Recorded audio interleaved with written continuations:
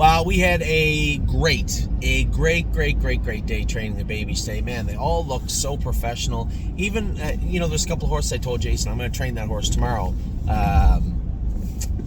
Prince Charmer. There was only two. Prince Charmer and Cherahola. And it wasn't that they were horrible. Prince Charmer just needs a head check. He's starting to feel real good now. We've gone long enough without it. It's not the end of the world. Just put the head check on him. And you can see him rooting his head, and that's why he had made that break. I'll train him tomorrow, just a make-up mile for him. Train him in 25 or something tomorrow morning. And Cherahola, Joey said she was running in and a little out of gear. We took the bell boots off her. We took a head pole off her. We took some stuff off her that we can easily put back on. But she is going to do a little work tomorrow. So, those two horses will train again tomorrow morning. Now, during and after our training sessions, I was bidding on some horses. I bid on 4 yesterday, got none of them. I like to Stay Hungry filly today. Stacy Chota was very upfront, very nice lady on the phone. I talked to her. I don't remember if we've ever spoke in a conversation. I'm sure we've run across each other, but what a nice lady to talk to. She was telling me all about the filly and how they had such high hopes for this filly, and her knees are just bothering her, and they can't seem to get them squared away. Well, racing at top form in the Poconos against horses that maybe same as her, just maybe below stakes competition right now is still tough. I don't want her for stakes competition. I wanted to race in Oak Grove, right where we raced Era of Love. She said her knees bug her. It's been a chore, I don't want to continue down this path the way it is with her. I said, that's perfectly fine. The path you're headed down is nowhere near the path I'm going to be headed down. So we're going to work on this filly's knees. I said, now you x-rayed her after she raced. She goes, yes. There was nothing found in that regard. She's fine. I said, perfect. Thank you very much. So I think we paid $19,200, $19,800, $6,000 less than we paid for Era of Love. And this filly looks very, very similar to Era of Love. On the outside, no, she's not gray. So she physically looks nothing like her, but they are very, very similar in appearance on paper. Yes. I did buy another horse, but I actually, very rarely this happens, and I'm not judging anybody. But I declined the purchase of the horse. I had found out after that it's tough to I'm trying to figure out where the hell I'm going here. It's tough to have so many clients of ours and so many clients say in VIP because the information has to flow. They do a great job doing it, and it was not let known to their clients that maybe Top Me Off, and we've had these discussions also where the horses maybe aren't as sound as we'd like them. Maybe there's some issues with them they got to work through, and I think that the write-up that they gave for Top Me Off was just a little more optimistic than it should have been. Let's say. So I had spoke to On Gate. I don't want to cause any trouble, but I work for you. I work for our clients, and I told them that we'd be declining the purchase of Top Me Off. And they were nice about it. I think the other side, like VIP and the gentleman that had put the horse on, no disrespect to them.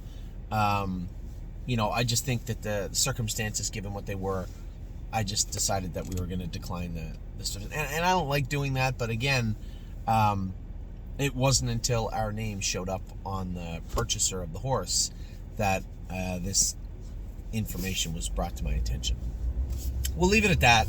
I'm not making any aspirations. I just think that maybe the write-up, as I said, was maybe a little optimistic for Top Me Off.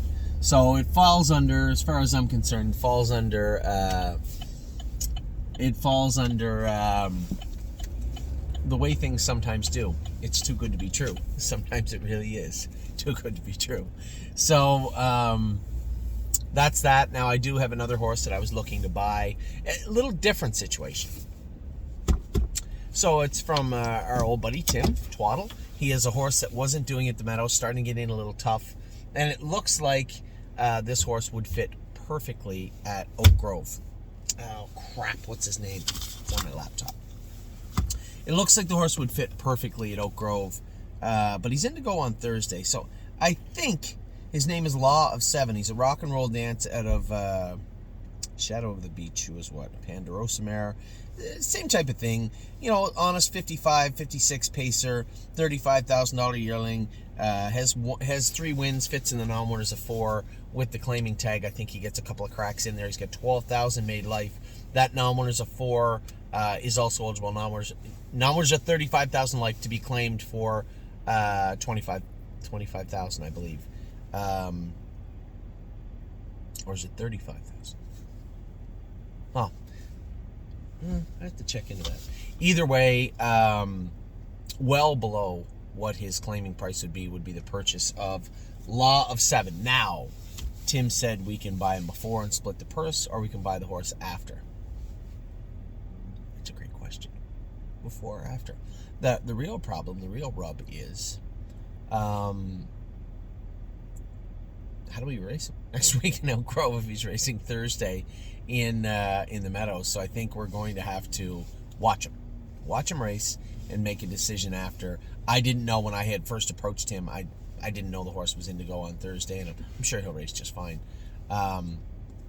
Problem being, if he went out 1, that's a win we're losing.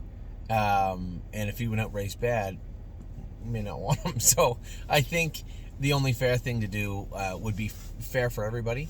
And we've been on the other side of this fence quite a few times. The only fair thing to do is let's just watch him race. If we decide we like the horse, we'll purchase him on Friday and race him the following Monday at Oak Grove. So I think that's the fairest way to go about doing this for everybody. That way there's no undue pressure on either side.